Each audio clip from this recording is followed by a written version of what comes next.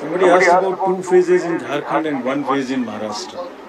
Do you remember how many phases were in Jharkhand last time? 5. And now you are asking about 2 also. There are factors in Jharkhand which are about the Naxal areas and others. There are concerns, therefore there are 2. And Maharashtra was 1, which is 1. Exit polls. Actually, I didn't want to touch this subject, but since you are asking.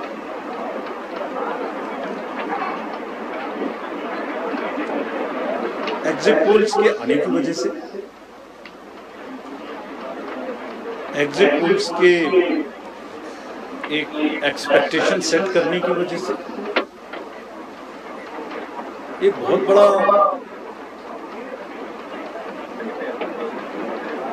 Explain एक बहुत बड़ा distortion पैदा हुआ। ये आप सब लोग यहाँ हैं, ये एक आत्मचिंतन का और आत्ममंथन का भी विषय है प्रेस के लिए, खासतौर से इलेक्ट्रॉनिक मीडिया के लिए।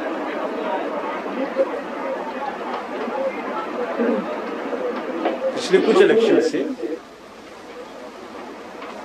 2-3 चीजें एक साथ हो रही हैं, अगर हम उसको पूरे कैनवस को एक साथ देखें तो, और ये सबके लिए समझना जरूरी है। पहले एक एग्जिट पोल आता है जिसकी हम उसको गवर्न नहीं करते, जो एस्टेब्लिश्ड रिजीम है, स्टैट्यूटरी एंड जुडिशियल रिजीम, उसमें हम उसको गवर्न नहीं करते। लेकिन एक खुद के आत्मचिंतन की जरूरत जरूर है कि उसका सैंपल साइज क्या था, उसका सर्वे कहाँ हुआ, उसका रिजल्ट कैसे आया। अगर मैं उस रिजल्ट से मैच नहीं किया तो मेरी क्या रिस्पॉन्सिबिलिटी है, कहीं कोई डिस्क्लोजर्स हैं कि नहीं है, ये सब देखने की जरूरत है बस। There are bodies which govern this. There is NBSA, there are other bodies which self-regulate, and I am sure the time has come that the associations, bodies which govern will do some self-regulation. Because इसी से जुड़ा हुआ दूसरा विषय है जो कि बहुत ही इम्पोर्टेंट है। जिस दिन पोलिंग खत्म हुई उससे रफली 3rd डे काउंटिंग होती है। आज शाम को 6 बजे से एक एक्सपेक्टेशन राइज हुई, सबने सोचा ये होने वाला है, जिसका कोई साइंटिफिक आधार, जिसका कोई लीक पब्लिक में डिस्क्लोजर में नहीं है। जब काउंटिंग का समय शुरू होता है 8:05 और 10 मिनट से रिजल्ट्स आने शुरू हो जाते हैं, विच इज नॉनसेंस।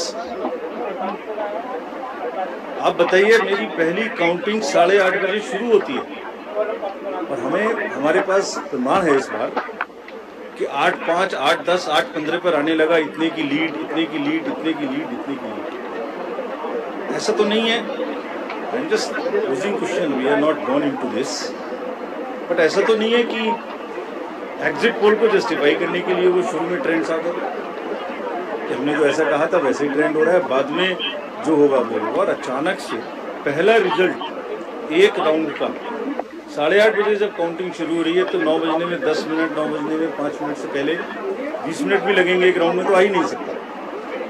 और हम उसको 9:30 बजे वेबसाइट पे डालते हैं, 9:31 एग्जैक्टली, कभी भी देख लीजिए एक के बाद 9:30 पे हम उसको अपनी वेबसाइट पे डालते हैं, फिर 11:30 पे डालते हैं, फिर 1:30 पे डालते हैं। चलिए, आपके कोई कॉरेस्पॉन्डेंट वहाँ मौजूद थे, उन्होंने पहले बताया प्रोसेस काउंटिंग में रिजल्ट को स्क्रीन पे दिखाना पड़ता है, एजेंट के साइन लेने पड़ते हैं, ऑब्जर्वर से जस्टिफाई कराना पड़ता है, तो ऑफिशियल साइट पे आने में आधा घंटा लग सकता है।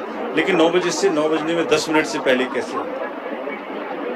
और उससे क्या होता है, एक तो एक्सपेक्टेशन है एग्जिट पोल्स की, उसके बाद 8:45 बजे तक मैंने दिखा दिया उसी के मापदंड से कि वो लीड कर रहे हैं लोग।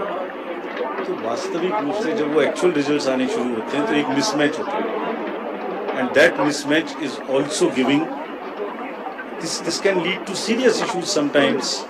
Even the gap between expectation and achievement is nothing but frustration. So ये एक विषय ऐसा है जिस पर हम तो नहीं, हमारे हाथ बंधे हुए हैं, लेकिन एक कुछ ना कुछ मंथन की, कुछ ना कुछ, एंड आई एम श्योर जब इस देश में, जब कंट्री में इस तरीके की जरूरत होती है तो एक सेल्फ करेक्शन हो जाता है। तो सभी रिस्पॉन्सिबल लोग इसका सेल्फ करेक्शन जरूर करेंगे, आई एम श्योर। ईवीएम के बारे में आपने फिर से पूछा।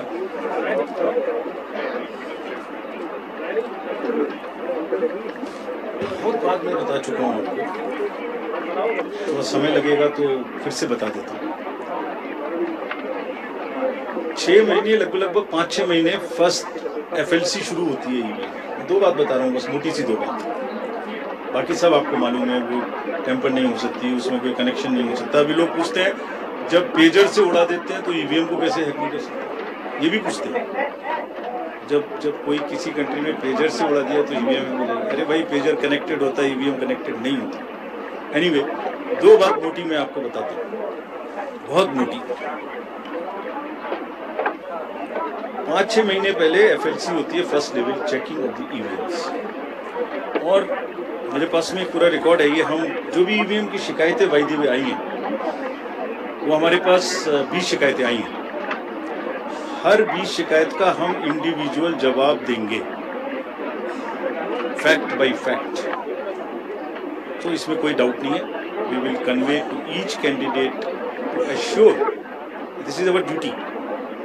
एक्चुअली हमारी ड्यूटी है कि अगर कैंडिडेट ये पूछ रहे हैं कि आप बताइए, तो हम उन्हें बताएंगे, निश्चित रूप से बताएंगे, लिख के बताएंगे, पूरा डिटेल्ड बताएंगे और जल्दी ही बताएंगे।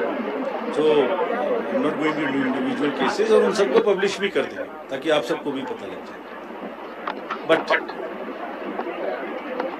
First level checking, randomization, second randomization, storage में रखना, स्टोरेज से बाहर निकालना, कमीशनिंग करना, कमीशनिंग के बाद वापस स्टोरेज में रखना, फिर उसको पोलिंग डिस्पर्सल के दिन ले जाना, फिर उसको बूथ पे पहुंचाना, बूथ पे पूरा दिन वोटिंग कराना, फिर सील करना, फिर वापस स्टोरेज में रखना, फिर काउंटिंग के दिन निकालना, फिर पूरे दिन दिखाना। इसमें हर समय पर पॉलिटिकल पार्टी या उस कैंडिडेट या उसका एजेंट मौजूद रहते हैं।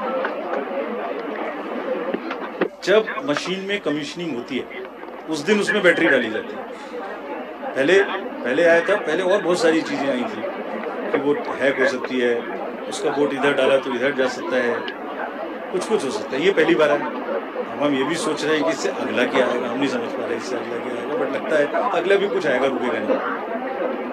मतलब कितनी बार। एनीवे, कमीशनिंग बहुत जरूरी है समझना।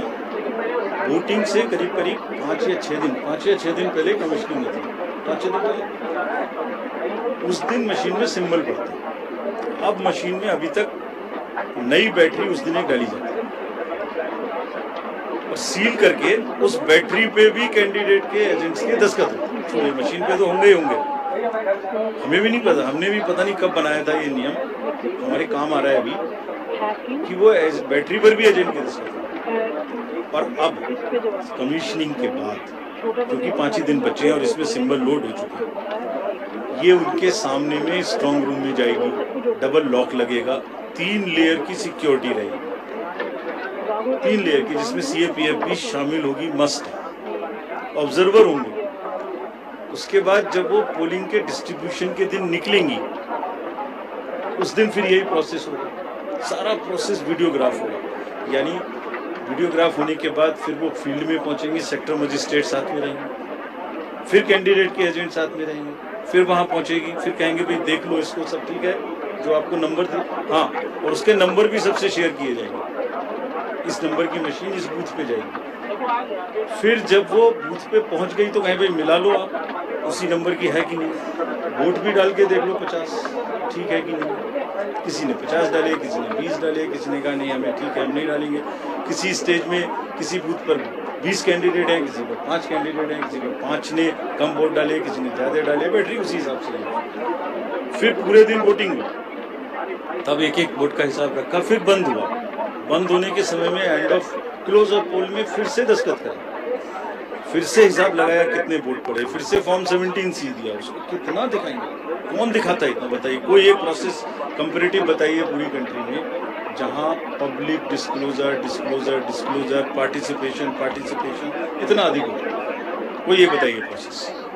उसके बाद में बंद करने के बाद में उसको स्ट्रांग रूम में बंद किया, फिर काउंटिंग के समय निकाला तो एक बैरिकेडिंग लगाई उस बैरिकेडिंग के बीच में से जाएंगे, इधर उधर से नहीं जाएंगे ताकि कोई मिक्सअप। अच्छा, मिक्सअप कैसे होगा? वो नंबर हमने आपको दिया हुआ, जब काउंटिंग में पहुंचे तो फिर कहीं भी चेक कर लो, फिर 17C से चेक कर लो। Pankaj sir, round wise round this is happening and there is a provision for objecting to any of the issue relating to this at any stage, which has not happened. So हम individual जिसने वो बिल्कुल safe है, बिल्कुल robust है। अच्छा, और मैं बताता हूँ, आप पिछले 15-20 इलेक्शंस देख लीजिए, it is giving results after results differently. जहाँ मतलब ऐसा नहीं हो सकता कि जब पसंद का रिजल्ट ना आए तभी गलत है, ऐसा नहीं हो सकता।